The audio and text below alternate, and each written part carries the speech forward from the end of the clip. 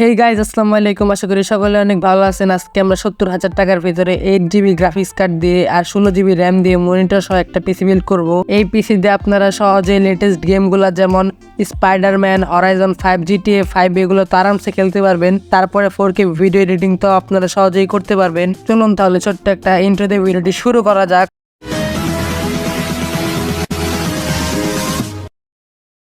Processor হিসাবে নিয়েছি Ryzen 5 5600 নন জি। এটা 6 কোর 12 থ্রেডের একটি প্রসেসর। স্পিড হচ্ছে 3.5 GHz up to 4.4 GHz। Cache memory হচ্ছে 32 MB।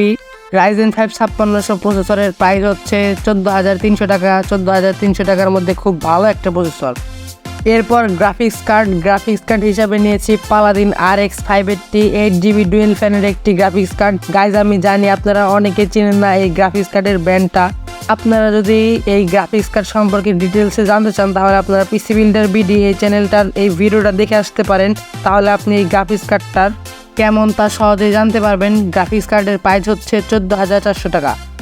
এরপর মাদারবোর্ড হিসাবে নিয়েছি ASRock Steel Legend B450 motherboard. এইটা একটা 8GB মাদারবোর্ড। এই মাদারবোর্ডের ভিতরে আপনারা খুব ভালো মানের হিটসিং পেয়ে যাবেন। VRM কন্ট্রোলও ভালো। এই মাদারবোর্ডের প্রাইস হচ্ছে 13,900 টাকা। এরপর গাইজ, আমরা একটা আফটার মার্কেট কুলার ইউজ করেছি। কুলার হিসাবে ইউজ করেছি ডিপকুল AG400+।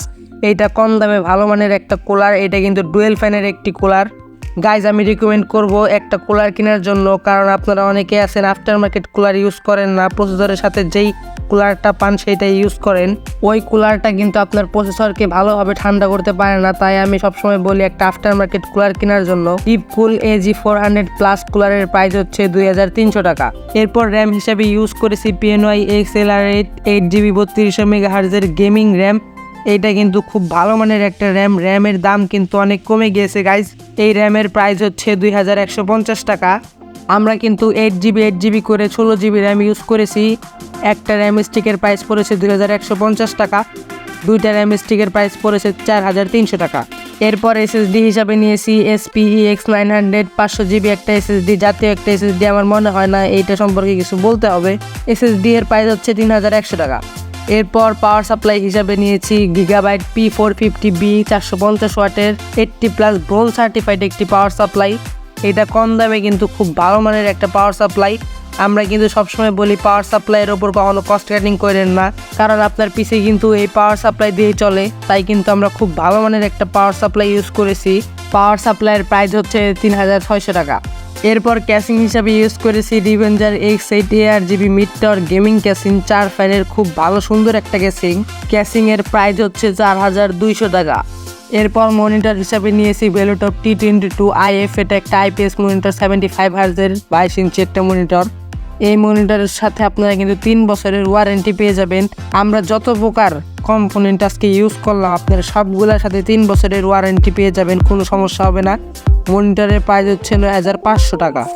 সো গাইজ, আমাদের পিসি বিল্ড করা শেষ। আমাদের টোটাল প্রাইস পড়েছে 59,600 টাকা। গাইজ, এখন বলি এই পিসি দিয়ে আপনারা আসলে কি লেটেস্ট গেমগুলো খেলতে পারবেন নাকি? অবশ্যই খেলা যাবে। আপনি চোখ বন্ধ করে এই পিসি দিয়ে লেটেস্ট গেমগুলো খেলতে পারবেন। আমি আপনাদের কিছু গেম প্লে করে দেখাইতেছি। প্রথমে স্পাইডারম্যান গেমটা টেস্ট করি।